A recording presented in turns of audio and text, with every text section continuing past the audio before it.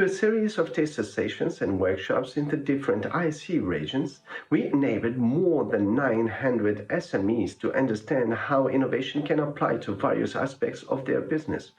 31 taster sessions were organized by partners in each IC region, covering innovation in all aspects of the business, from process to products. Inspiring external experts and leading SMEs presented techniques and diagnostics to companies. Together with Aditech, we developed a tool to enable the partners to carry out diagnostic assessment with SMEs in the ICE partner regions. The ICE scan would be a fingerprint of the SME and could be used to give the SME good and relevant advice regarding innovation and international cooperation. The scan had 3 different elements: an interview guideline for the advisor to use when visiting the company, a spreadsheet, an Excel spreadsheet to fill in the relevant statistics, and an output poster document, which was the result of the scan and was used to discuss with the SME the results of the scan. The scan consisted of an official data such as number of employees, sector, turnover, international expertise, use of technology, etc.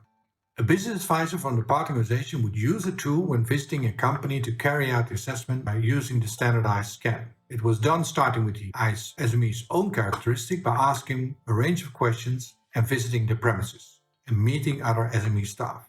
In this way, the advisor could make a qualified assessment of the company's needs and wants regarding innovation and international cooperation. After visiting the SMEs, the partner discussed the various SMEs in telecalls and followed up the diagnostics by producing a series of recommendations for the companies, which also involved putting them in touch with relevant contacts in one or more of the ICE partner regions. In total, about 117 SMEs were visited and were taken the scan.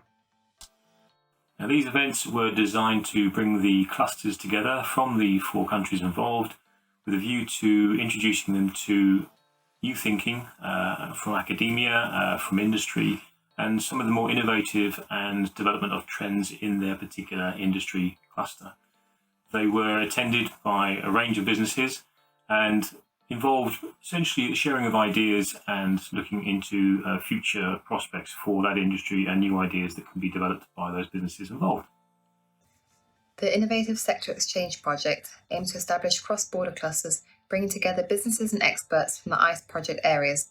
4 target sectors were identified, and these were agri-food, digital and creative, mechatronics, and new materials. 149 SMEs joined the clusters under the guidance of the IC project partners and representatives from educational and research institutes.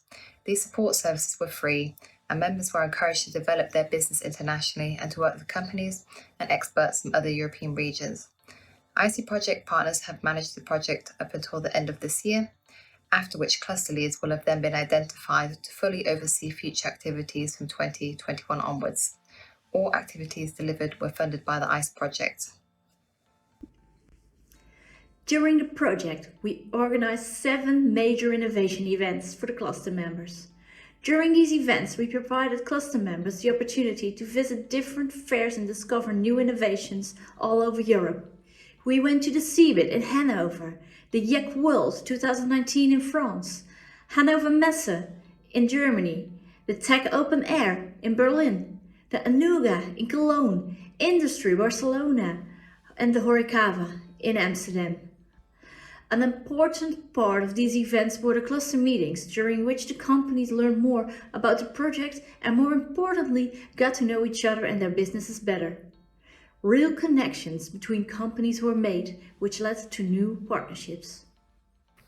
The purpose of the conference was on the one hand to inspire the participants from 2C region on innovation by sharing interesting and sometimes groundbreaking ideas, and on the other hand, the attendance of representatives of all 4 ICE cluster members gave the participants the opportunity to hold a large cross-border network moment and better get to know each other.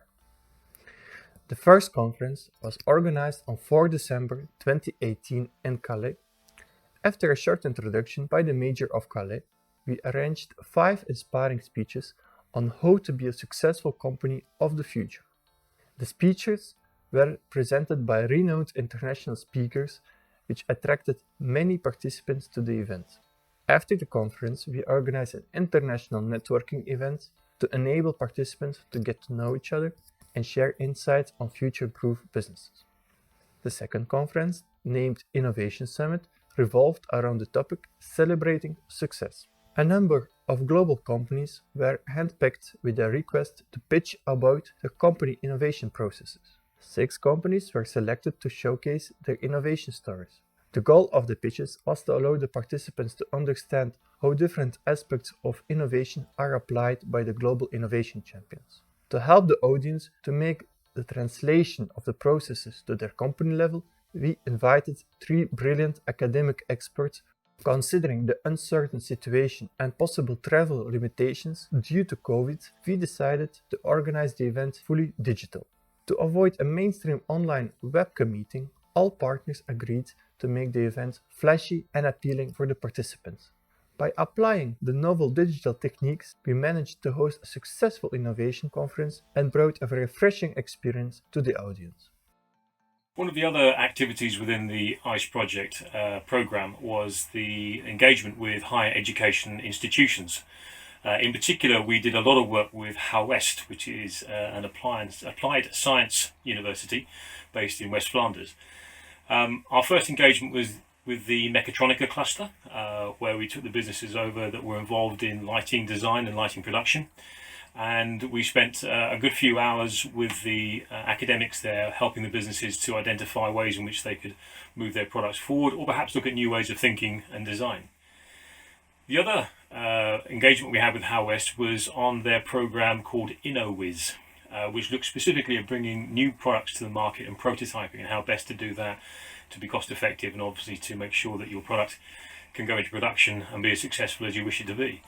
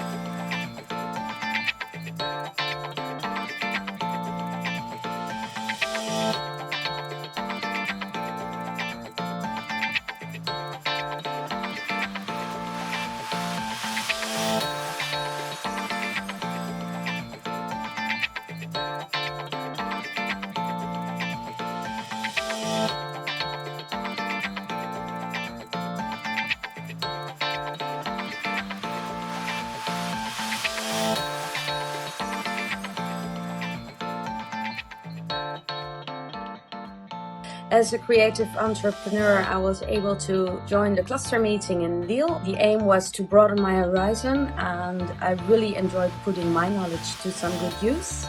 Meeting other organizations and network opportunities was really inspiring.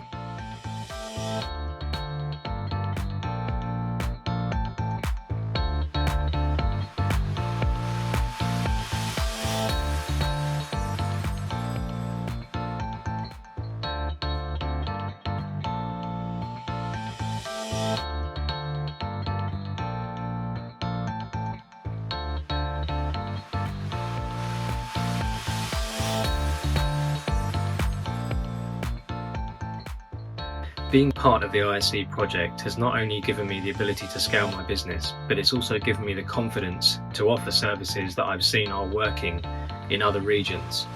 As part of the ongoing ISC Connections, we've built a legacy project called Imagineers International as a working title, and it also feels like we have a real say in the ongoing future. We're really excited to see what can be done moving forwards with the ISE.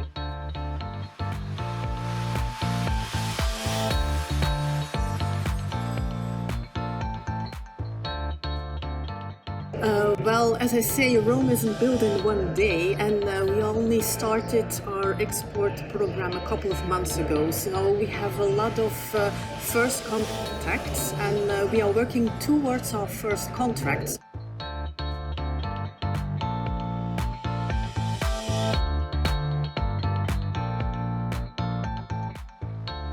We went with a lot of members of the City of Engineers to Ghent, Kent and Lille. Now I'm working together with Julien from France and Lee from Kent. Without the ice, it would have never happened. So I'm grateful for that. Thank you.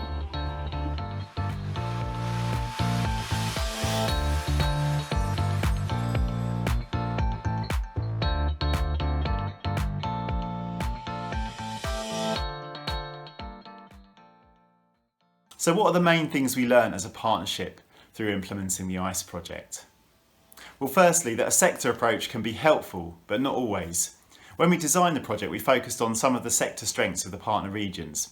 But as the project progressed, we found it was a lot easier for businesses from certain sectors to engage. Secondly, we've learned to be very flexible. We had two main challenges that we had to deal with as we implemented the project.